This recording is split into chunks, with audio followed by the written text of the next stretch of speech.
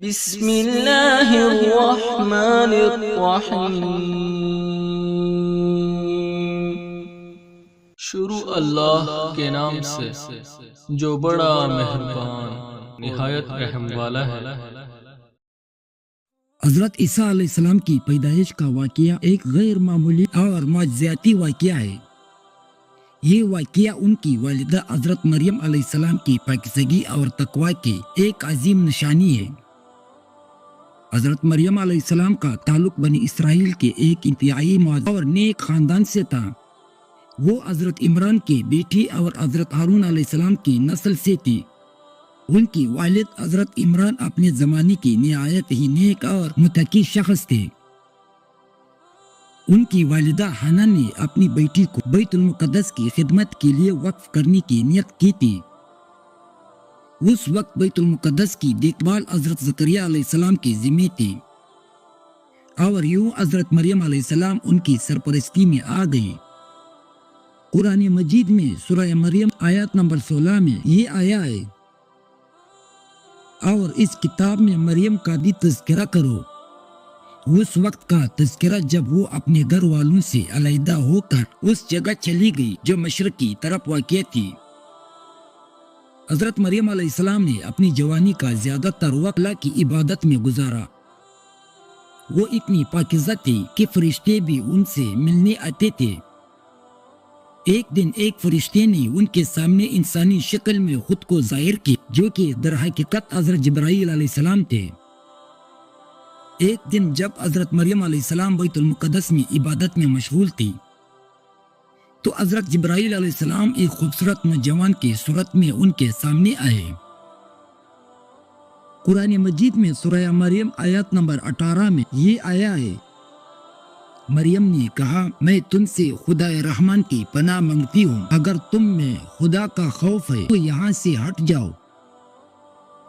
پھر سورہ مریم آیت نمبر 19 میں آیا ہے، فرشتے نے کہا، میں تو تمہاری رب کا بھیجا ہوا فرشتہ ہوں، اور اس لیے آیا ہوں تاکہ تمہیں ایک پاکیزہ لڑکا عطا کروں۔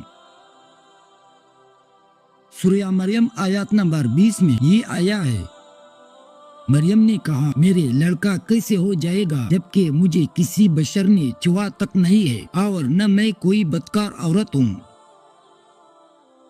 سورہ مریم کی 21ویں آیات میں یہ آیا ہے، فرشتے نے کہا، ایسے ہی ہو جائے گا۔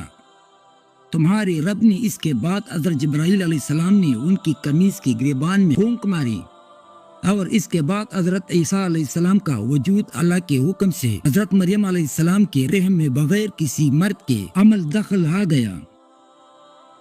یہ ایک ایسا معجزہ تھا جو اللہ کی قدرت کاملہ کا ایک واضح ثبوت تھا۔ جب حضرت مریم علیہ السلام کے ہاں عمل کے آثار ظاہر ہوئے تو وہ لوگوں کی طعنوں سے بچنے کے لیے شہر سے دور ایک ویران جگہ پر چلی گئی۔ وہ اس وقت بہت پریشان تھی اور سوچنے لگی اب وہ کس طرح لوگوں کا سامنا کرے گی۔ اسی پریشانی کی علم میں وہ ایک کھجور کی تنے کے پاس پہنچی جہاں ان کی ولادت کا وقت قریب آ گیا۔ اس وقت ایک آواز نے ان کو پکارا۔ قرآن مجید میں سورہ مریم آیات نمبر 24 میں یہ آیا ہے، پھر فرشتے نے ان کے نیچے ایک جگہ سے انہیں آواز دی کہ غم نہ کرو، تمہیں رب نے تمہارے نیچے ایک چشمہ پیدا کر دیا ہے۔ پھر قرآن شریف کی دوسری آیات سورہ مریم آیات نمبر 25 میں یہ آیا ہے، اور کہاں ہے، اور کھجور کی تنے کو اپنی طرف ہلاؤ، اس میں سے پکی ہوئی تازہ کھجوریں تم پر چڑھیں گے۔ حضرت مریم علیہ السلام نے کھجور کی تنے کو ہلایا اور تازہ کھجوریں گرنے لگے۔ انہوں نے کھجوریں کھائے اور اس چشمے کا پانی پیا جس سے انہیں سکون ملا۔ اسی جگہ پر حضرت عیسیٰ علیہ السلام کی پیدائش ہوئی۔ اس پیدائش کے بعد وہ بچے کو لے کر اپنی قوم کے پاس واپس آئی۔ جب لوگ یہ دیکھ کر حیران اور غصے میں ان پر الزام لگانے لگے تو انہوں نے کچھ نہیں کہا بلکہ بچے کی طرف اشارہ کیا۔ قوم نے یہ دیکھ کر کہا، ہم ایک گہوارہ میں پڑے ہوئے بچے سے کیسے بات کر سکتے ہیں؟ قرآن مجید سورہ مریم آیات نمبر 29 میں اس پر مریم نے اس بچے کی طرف اشارہ کیا۔ لوگوں نے کہا بھلا ہم اس سے کیسے بات کریں گے جو ابھی پالنے میں پڑا ہوا بچہ ہے۔ سورہ مریم کی دوسری آیات نمبر 30 میں پھر یہ آیا ہے، اس پر بچہ بول اٹھا کہ میں اللہ کا بندہ ہوں، اس نے مجھے کتاب دی ہے اور نبی بنایا۔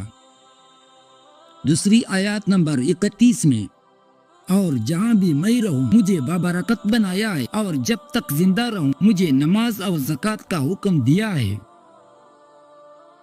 یہ واقعہ ایک اور عظیم معجزہ تھا جس نے حضرت عیسیٰ علیہ السلام کی نبی ہونے اور حضرت مریم علیہ السلام کی پاکیزہ ہونے کی گواہی دی۔ بچپن اور ابتدائی زندگی حضرت عیسیٰ علیہ السلام نے اپنی ابتدائی زندگی فلسطین کی ایک شہر ناصرہ میں گزاری، اسی لیے انہیں ناصری بھی کہا جاتا ہے۔ ان کے بچپن کے بارے میں بہت کم تفصیلات ملتی ہے، لیکن قرآن مجید اور حدیث سے یہ ثابت ہے کہ وہ ایک انتہائی نیک اور باصلاحیت بچہ تھے۔ ان کا بچپن عام بچوں جیسا نہیں تھا، بلکہ وہ بچپن سے ہی اللہ کی طرف سے حکمت اور علم کے حامل تھے۔ اللہ تعالیٰ نے بچپن میں ہی انہیں وہ معجزات عطا کر دیے تھے جو نبوت کے بعد ظاہر ہونے تھے، جیسے کہ گارے سے پرندے کی شکل بنا کر اس میں پوند مارنا، اور وہ اللہ کے حکم سے اڑنے لگتا تھا۔ وہ اندھوں کو بینا اور گوڑیوں کو ٹھیک کر دیتے تھے۔ یہ تمام معجزات اس بات کی دلیل تھے کہ وہ کوئی عام انسان نہیں بلکہ اللہ کے منتخب کردہ نبی ہے۔ ان کی پیدائش اور بچپن کی یہ غیر معمولی کہانیاں ان کے آنے والی نبوت کی بنیاد تھی۔ یہ واقعات واضح کرتے کہ اللہ تعالیٰ نے انہیں ایک خاص مقصد کے لیے بھیجا تھا۔